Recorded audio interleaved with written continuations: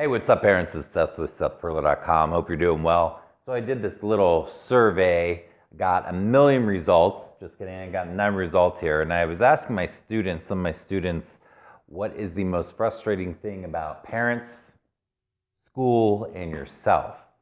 And I want to go over the parents one first here. All right, what was the most frustrating thing that you find about your parents? Here's what the kid said. Overreaction, too rushed, that the kids feel too rushed, nagging, overreacting, nagging, never satisfied, overreacting, thinking there's a lot of homework, and bugging me.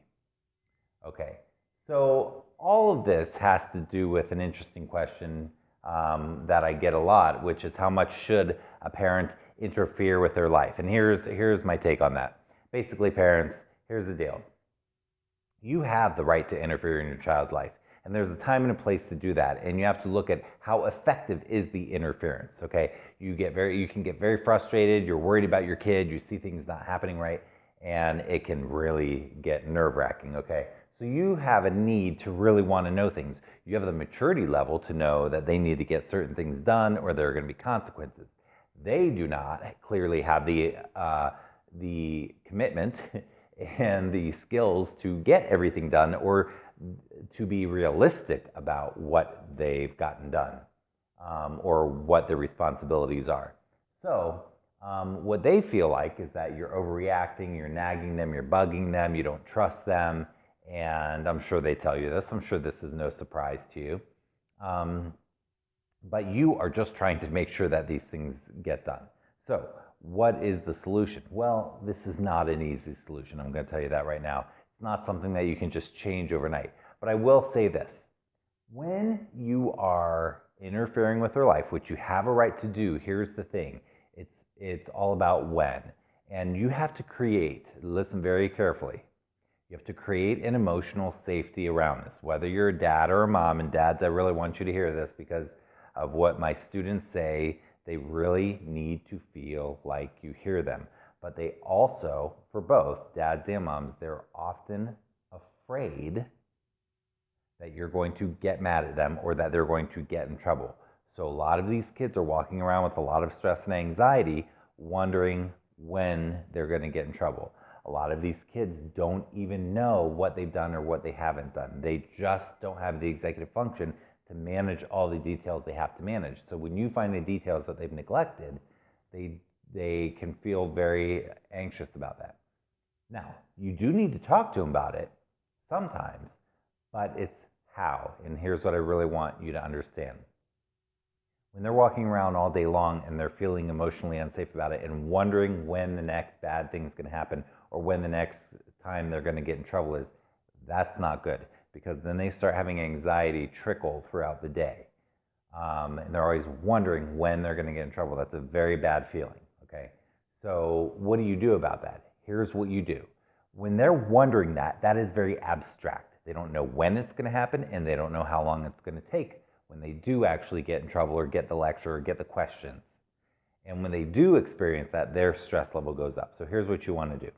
1, you want to prep them for what's coming. So you want to say, hey, Johnny, if your kid's name is Johnny, you want to say, hey, look, we're going to talk tonight after dinner. We're going to talk for about 15 or 20 minutes. When we're done talking, we're done talking. I will not talk anymore about it. But during that time, we're going to talk about school, and it's going to be an honest talk. Okay? Now, you're giving them the opportunity to mentally prepare for it, and you're saying, look, it's going to be contained, 15 or 20 minutes. You can even say to them, I'm not going to yell at you. If it feels like I'm raising my voice, I want you to tell me, because I don't want to be yelling at you, and I don't want you to feel like that. I want to have a mature conversation with you. So that also gives you a way to prep for that conversation as well. And then you can go in with a note card or printed upgrades or whatever you need to go over stuff with them. But you're working with them. You're not attacking them. You're helping them problem solve. That's the frame you want to take. So then when that 15 or 20 minutes is over and they say, hey, you said it was going to be 15 or 20 minutes, you need to back off and you need to say, you're right, we're done. Now, I'm not going to talk to you again about this for another 4 days or 2 days or another week or whatever your boundary is. But you need to give them the mental space so that they know that you're not going to come back at 8:30 tonight and bring something else up. That's very unsafe for them. I really want you to understand this. You need to make them feel safe. The more safe they feel with you, the more they're going to take risks with you, and the more they're going to be honest with you, which is ultimately what you want so you can help them, okay? The struggles they're struggling with are legitimate. They're really struggling with executive function stuff. They want your support even if they don't act like it. They want your support even if they don't act like it. What they don't want is to feel shamed and to feel stressed and to feel pressured and to feel nagged, okay? They want to feel supported. So you need to go into it with that sort of boundary. You need to take the abstract, oh, when am I going to get in trouble, and make it concrete by saying, hey, we're going to talk. We're going to talk for about 15 minutes, 30 minutes, whatever it is. We're going to talk about this, and then when we're done, we're going to be done. And they need to be able to walk away with some compliments and knowing how much you love them and what they are doing right. And they need to walk away knowing, though, that that conversation is done, that they can feel emotionally free and safe for the rest of their night or their day or what have you. All right, I hope that was helpful for you. I'll go on with their most frustrating thing about school next, and I'll see you next time. Take care.